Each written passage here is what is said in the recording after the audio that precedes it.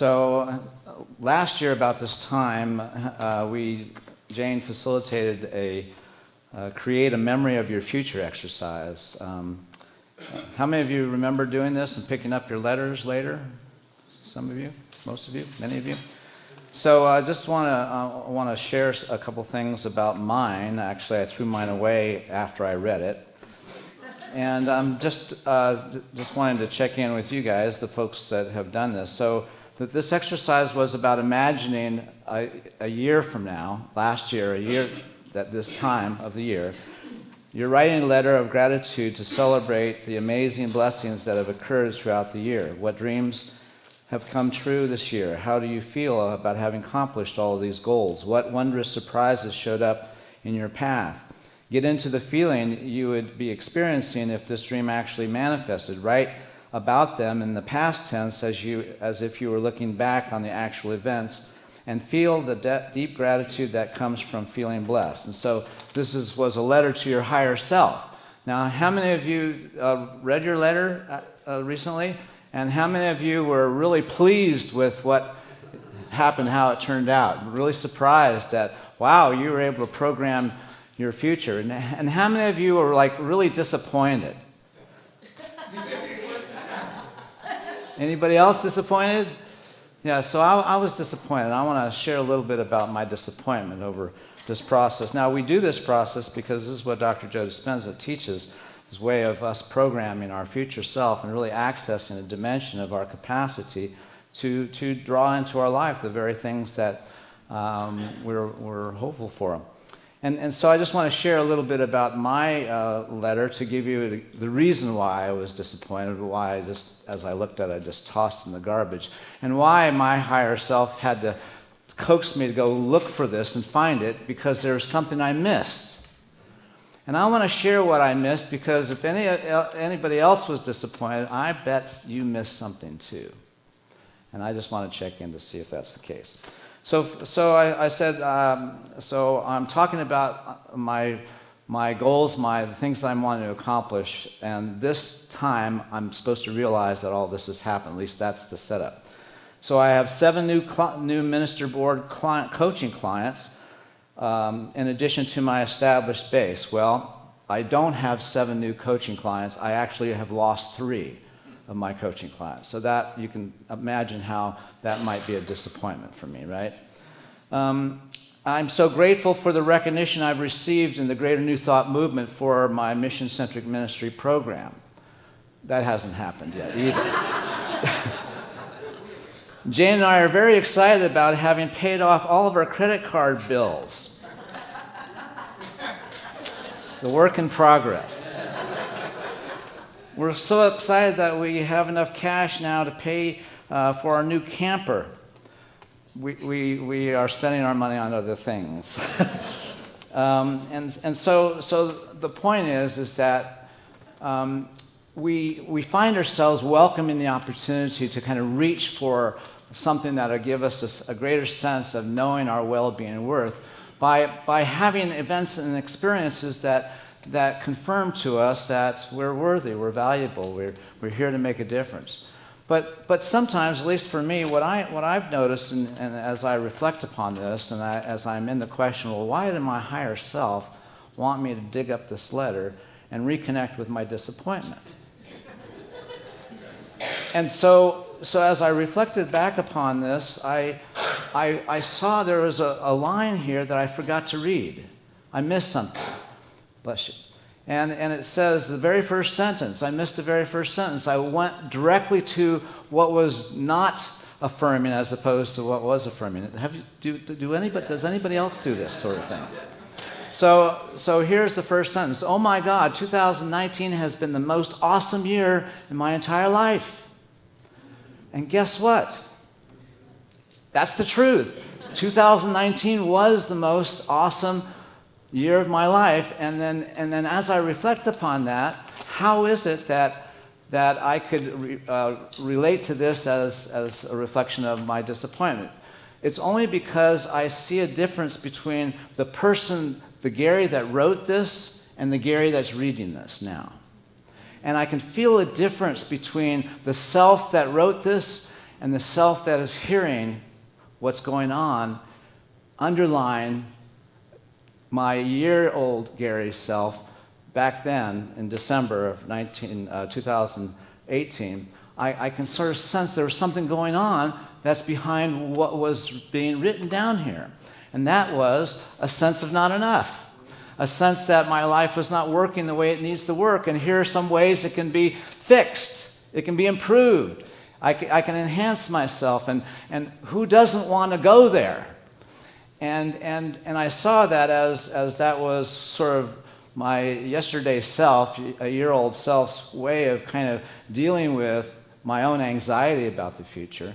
I mean, it was shortly after this that we announced our retirement, and being thrown into the whole question: how do we support ourselves if we don't have the income from this job? And so as I saw from my older self's perspective a kind of a struggle, a kind of effort to try to reconcile what was not happening, that needed to happen in order for me to experience a greater experience of my own well-being, that I was seeing that my younger self was trying to get more in order to resolve some internal discomfort. Have you ever tried to get more to resolve some internal discomfort? Anyone ever? And when we are believing that we have to do something in the outer in order for something to shift within ourselves, in order for us to feel okay or better about ourselves, then it's no wonder we are finding ourselves in a constant struggle with how our life looks and feels. And so I saw as I reflected upon this that where I am right now, that Gary doesn't have the same kind of dimensional influence in my consciousness anymore. I'm no longer trying to get more in order to resolve my own internal anxiety with respect to how my life looks and feels. I've come to learn that it's not about getting more, it's about being more. And just take a moment to feel the difference between those two dynamics. I mean, just think about any struggle that you have in your life right now, and how that struggle kind of compels you to kind of be engaged in what's happening and how you're having your life, and you have to work with the forces that exist in relationship to that specific outer dynamic. But what if we shift out of that struggle of having to make the things in the outer behave and look in a way that feels as if our life is working, but recognize it doesn't have to change out there. It has to change in terms of how I'm being with what's happening. What if we can actually get to that place where that's the clarity of our vision for spiritual practice? It's not about the outer, it's about how we're being with whatever we're having. And so what do I mean by getting more instead of, what do I mean by being more rather than trying to get more? Well, I need to be more worthy. I need to be more present. I need to be more aware of spiritual principles at work in my life. I need to bring to my experience the beingness that is already hardwired to use whatever I'm having as if it's for me. It's just that has been conditioned out of me, or it's eclipsed by the struggles that I'm having that are all associated with trying to resolve my internal discomfort by having some external change take place. And it just doesn't work that way.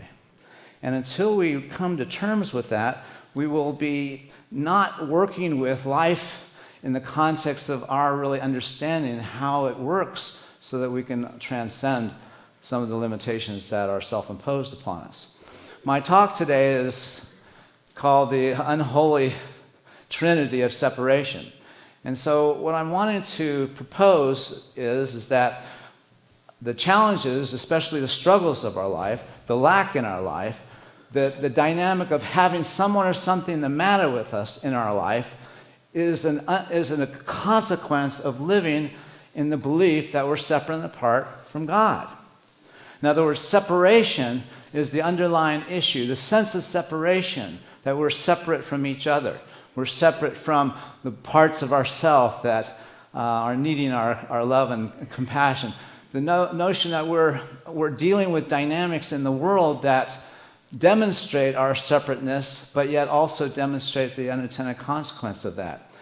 And as I mentioned last time I spoke, the author and philosopher Charles Eisenstein, who writes specifically about the story of separation and how until we allow the story of separation to just kind of fade away and reaffirm the story of our oneness, our interbeing, our interdependency, the web of life, we're not dealing with life as it really is. We're dealing with a superimposition of a virtual dimension of our conditioned separate self as being the context of what is real or not, as opposed to just being with life as it really is.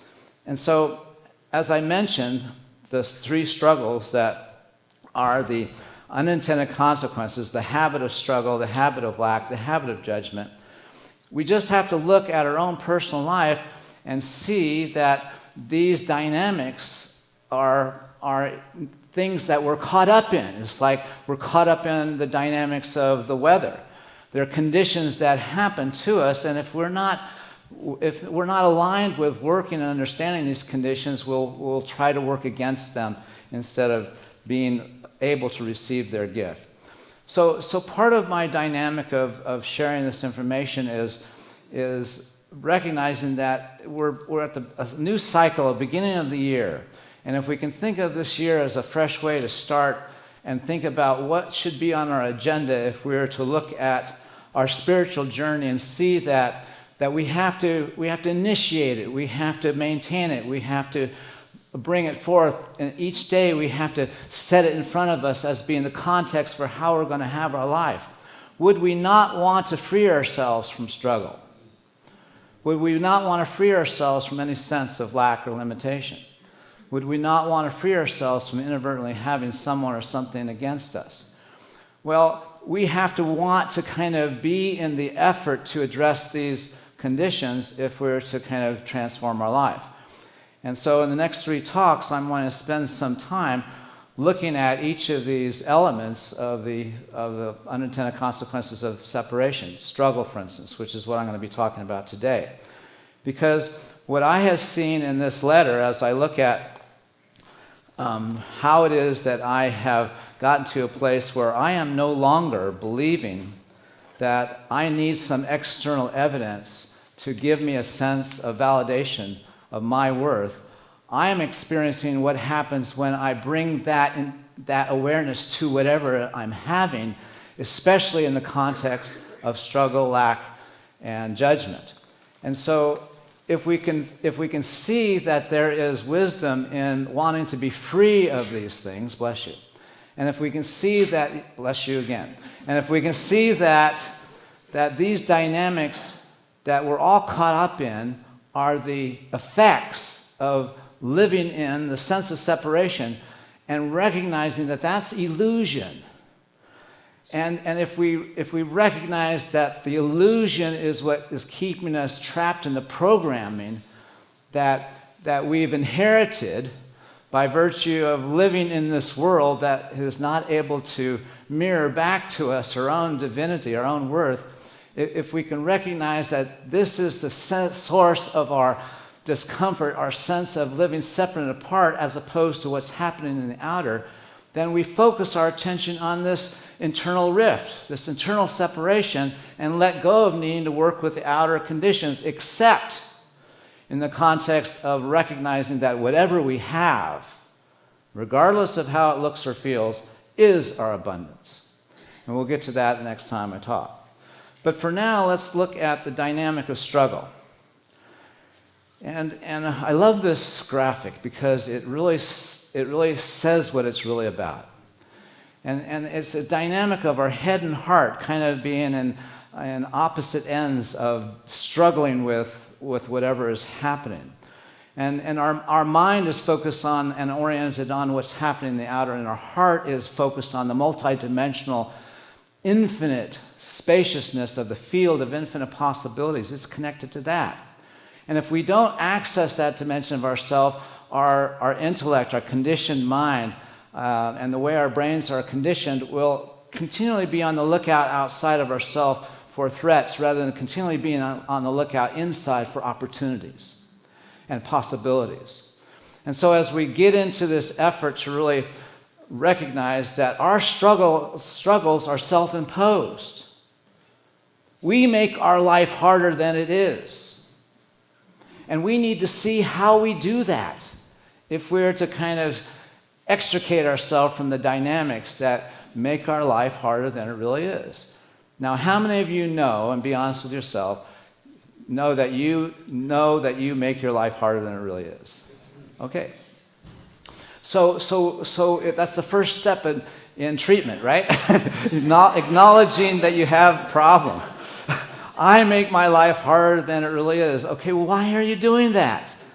Okay, take the Q process to answer that question. But for now, let's just say that to stop doing that, let's get right at that. To stop doing that, we have to do stuff that works in the very experience of struggle, but in a different way. Not struggling with the situation, but to struggle with our struggle. And what's up with that? So that's where we need to go. Here we go. We'll end with this. Okay. So the first step is that we have to notice that we're struggling. So when you move into struggle, when you try to control, when you need things to be a certain way, or you need to be right. And so those are the normal things that we do all the time, but we need to know, okay, I'm in struggle when those things are happening. And that's the point of needing to wake up. Then you need to be in the inquiry. What am I feeling? And to become aware that my struggle or my anxiousness is to try to make things happen. And these are all symptomatic of me being in a struggle. I have to use those dynamics, my feelings, what's happening in the outer, as evidence that, I'm in struggle now. Now I have to wake up. I have to do something different than my conditioned training. So the first step is to feel the discomfort without judgment or without commentary. Because typically, instead of feeling our feeling, we make up a story about what's happening in the experience instead of actually feel the anxiety, feel the frustration, feel the disappointment, feel what's not happening and what that's connected to. And then to have compassion for ourselves, to really be present to ourselves, especially the younger version of ourselves where those feelings originate, and to really recognize that from time to time we inadvertently make our life harder. And so you can't beat yourself up because you're conditioned to do that, but you have to recognize that you're conditioned to do that, so now you have to love yourself into different behavior. And then the next thing is to become heart-centered and activate the felt sense of a connection to a larger presence. And asking ourselves, what might be the reality of oneness? What might the reality of oneness feel like? If I could meditate on being one with everybody, everyone, everything, everywhere, and any time. Feeling a connection to this sense of oneness, a dimension that includes me but also includes everyone. So I don't feel apart from anyone, the environment, the universe, my higher self. It's all one field of different variations. That's the key. The key is to feel it. Let's see. I'll share a quick story from taking Tai Chi. So I'm taking Tai Chi, and I have the privilege of taking it with a 7th generation Tai Chi master, Master Steve Wong. And I'm 2 years in his program, and I have 40 years in hardstyle martial arts, so I have to unlearn a lot. And so the biggest part of my unlearning is using my body, my muscles, for generation of power or strength. And in the internal martial arts, the power doesn't come from your body, it comes from chi, it comes from energy.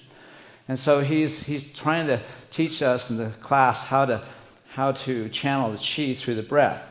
And then channel it from the bottom of the heel here through the dantian, the middle dantian, out the arms and through the fingertips. So as you breathe in, the energy comes in this way. As you exhale, it goes out.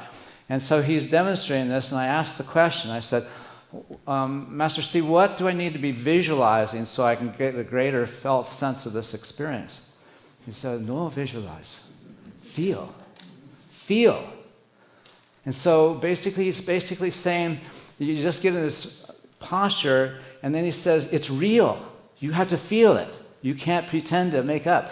So there is a sensation here, but in the beginning you can't feel it because you don't have the neural architecture of sensitivity yet. You don't have a quality of internal observation that enables you to have that sense, but it's still there. But because of Dr. Joe's meditation, where he teaches and trains us to be able to become aware of energy in space as opposed to in objects. And so it was easy for me to be able to begin to kind of connect up and actually feel the chi expressing within each breath because I was able to get past the physical dimension of the dynamic and instead focus on the internal process. And focusing on the feeling of what does it feel like to be connected? What does it feel like to be connected to your own sense of well-being and worth? And in the beginning, you won't know how that feels only because you haven't been in the sensing of it. You have to sense it. And eventually, you'll notice something. And as you begin to build upon that noticing, it'll become more apparent to you that there's definitely stuff going on that we can cultivate, that we can activate, that we can build upon. Number 4 is become aware of this larger presence as the oneness. And so we begin to build a feeling of what it feels like to be connected to the all of life. What does it feel like to be connected to Source, to the presence? And then we have to bring our awareness to the greater reality of this felt sense of oneness and presence because it dissolves the sense of separation. You cannot go back to your smaller self once you've connected to the field of infinite possibilities. I mean, you'll get there, it'll wear off. But the point is that you can call this up. You can live in the awareness of it and bring it to any situation or struggle that you're having. Because when you're with whatever you're having that looks and feels against you, you feel separate, you feel small, you feel diminished.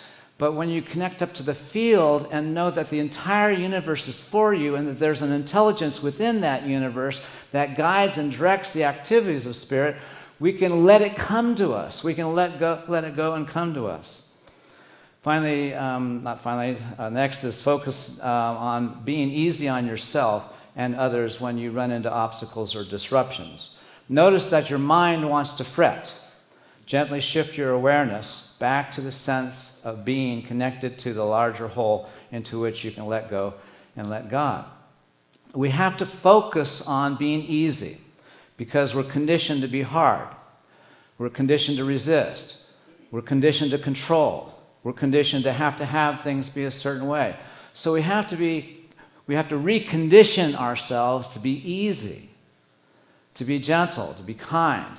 And especially in the context of struggle, we have to do so with respect to ourselves. So I just one little quick example of the struggle. One of the struggles that we've had is with our moving towards developing our property in Kettle Falls. And we have a tiny home now there. We built a shop. We brought electricity. We've done all of these things in the last 6 months. Nothing in my letter foresaw that. Nothing in my letter foresaw that. But everything that has happened has happened because Jane and I have put into principle these very things that we're talking about. That when we run into an obstacle, we just release it and connect up and just know that whatever we need to do, we'd be guided. And there was stuff to do. There was always something to do, but we could do it out of a sense that we were being guided. So it's the next step that our higher self wants us to take. And sure enough, after every obstacle, when we would do this, we would repeat what could be described as a formula, the process in which we could find ourselves opening to the dynamic of presence, knowing that presence has us, has our back, and every obstacle worked itself out in such extraordinary ways. Finally, I'll close with, don't take anxious thought or action. You probably heard that from some way-shower, some biblical figure called Jesus. Take no thought for your life. Take no thought. You do not have to take a single thought about your well-being in the context of what's happening out there. The context of our well-being lives in the context of our owning the truth of who we are and living that truth in the context of how we're having our life. So if you're not taking anxious thought or action, rather connect up to your heart, ask for guidance for all matters that would otherwise disturb your equanimity. So that's all I have. God bless you.